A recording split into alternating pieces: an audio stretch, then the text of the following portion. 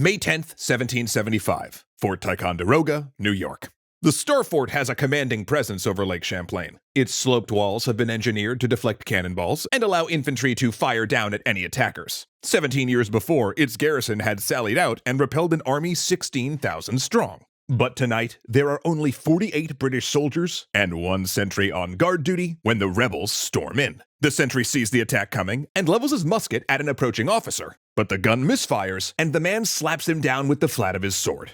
Storming the fort tonight feels less like a military operation and more like breaking and entering. Rebels rouse sleeping soldiers at gunpoint, and the commanding officer has to put on his pants before he can surrender. Then, when asked by what authority they've entered, the second officer says, "In the name of the great Jehovah and the Continental Congress." These colonial militia have just taken the most significant fort between New York and the colony of Quebec, and soon it will serve as the staging point to invade Canada. One partially led by the same officer who attacked that sentry with his sword, the one and only Benedict Arnold.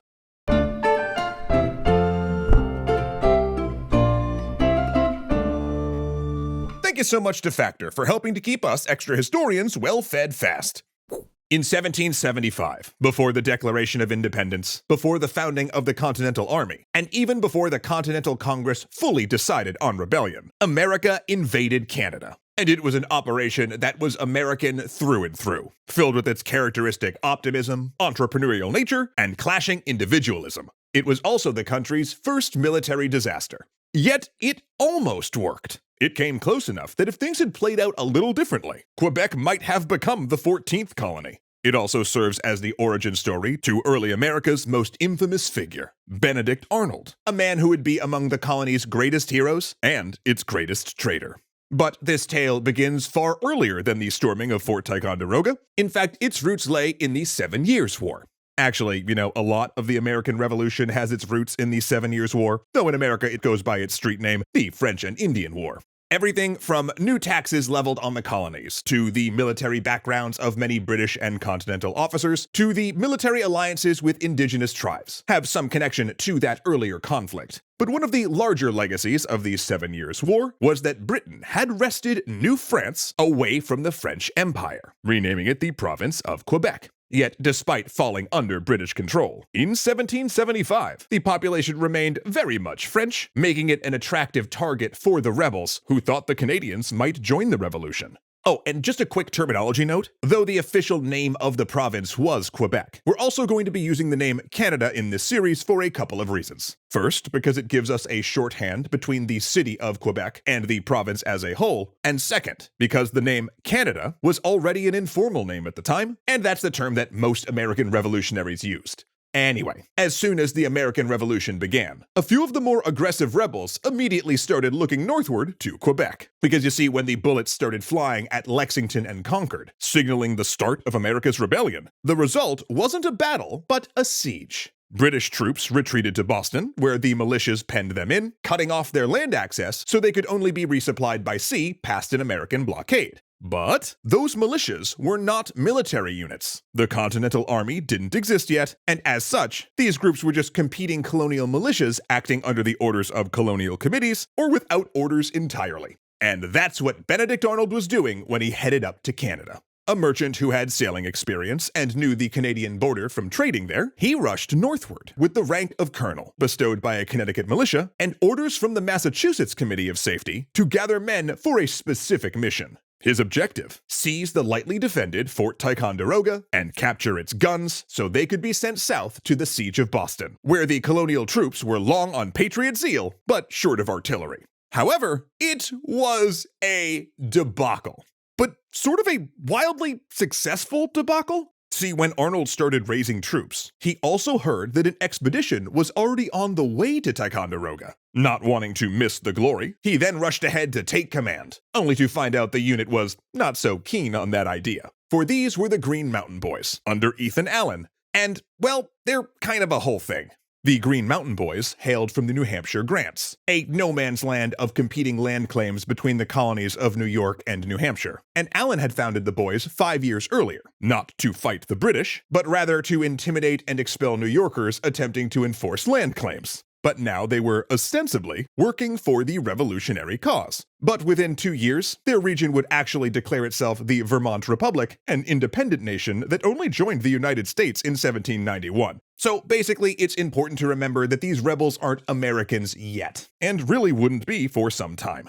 Many primarily identified with their colony or local grievances, rather than a unified patriot cause. As a result, the Green Mountain Boys, wary of outsiders, refused to take orders from Arnold. But not to worry, Allen told him, he could still tag along until his own men caught up. It was the start of a bitter rivalry, and one where Arnold would prove himself the better commander. While the boys spent days getting drunk off Fort Ticonderoga's rum, it was Arnold who cataloged and salvaged the cannons. Then, when Arnold's unit arrived with a captured British sloop, he sailed up Lake Champlain to seize another lightly defended fort. Allen and his boys, trying to race him there to get the glory, fell behind in their paddle-driven boats. And when Arnold warned Allen about making a move on yet another fort, since a British force was in the area, Allen ignored him and blundered into a British attack. Despite this infighting, the campaign was a huge success. They had seized the waterways leading south from Montreal, not only cutting off the communication between British forces in Canada and those in Boston, but ensuring rebel colonies could not be attacked from the north, and of course they secured the cannons to drive the British from Boston.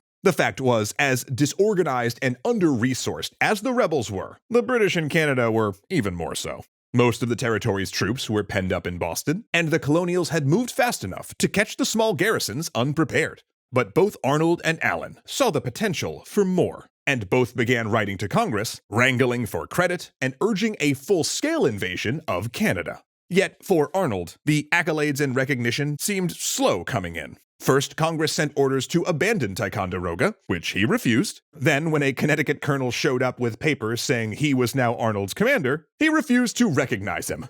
Finally, he resigned his commission and went south to find General Washington and push through his plans to command an expedition to Quebec. But instead, he was hauled in front of a committee that grilled him over a request he'd made for Congress to reimburse him. You see, during the Northern Mission, he'd spent 1,000 pounds of his own money feeding the troops, expecting it would be repaid, only to have that request denied because he hadn't kept receipts. In the end, they only paid a portion. This was both humiliating and depressing for Arnold, not the least because he'd learned upon returning that his beloved wife had died while he was away, and that he'd been passed over for the command of the Quebec expedition. Instead, the rich but relatively inexperienced General Philip Schuyler, father of Angelica, Eliza, and Peggy, the Schuyler sisters. Sorry. Anyway, that guy got command.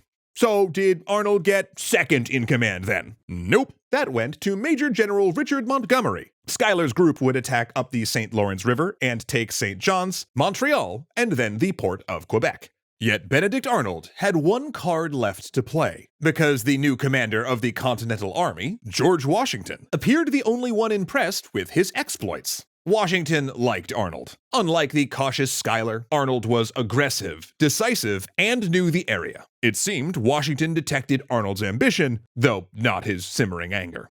The two developed a plan. While the main force would go up the St. Lawrence, Arnold would recruit a force of 1,000 frontiersmen and approach Quebec City from a more difficult route, across the harsh, uncharted, and unsettled wilds of Maine. And it would be treacherous. A feat of endurance and bravery that would forever prove Arnold's ability as a leader of men, one that would surely give him the acclaim, recognition, and promotion he so richly desired. So commission in hand as a colonel in the Continental Army, Arnold set out to build his team of Rangers that would do the unthinkable. Little did he know, he was recruiting them for a death march. Seriously, the story we're going to cover about this expedition next episode is just unbelievable. Harsh environments, insufficient gear, faulty riverboats, saboteurs around every turn, and worst of all, not a factor meal in sight. Oh what? You're telling me the Rangers wouldn't have liked a box of Factor in a microwave? Come on. Factor, of course, is my favorite ready-to-eat meal delivery service that I've been using for 2 years now. Dang, time must fly when you're eating good. Their meals are ready in just 2 minutes with no prep, no mess, and no cleanup. Just great food ready when I have time to eat it. Each week, I get to review Factor's rotating menu of 35 different seasonal meals and pick what's suiting my fancy. And they have so many to choose from, I can always be sure that everyone in my household will get the food that they love fast. For instance, with summer in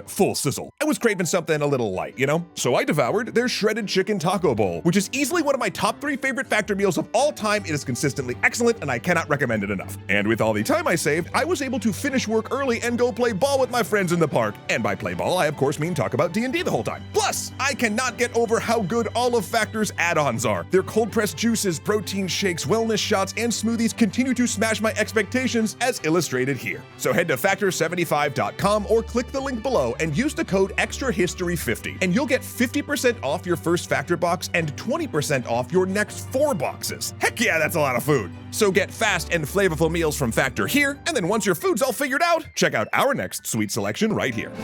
A legendary thanks to Kuya Koi, Joseph Blame, Izzy Coin, Hunter Z, Dominic Valenciana, Arcolite Games, and Angelo Valenciana for being fantastic legendary patrons.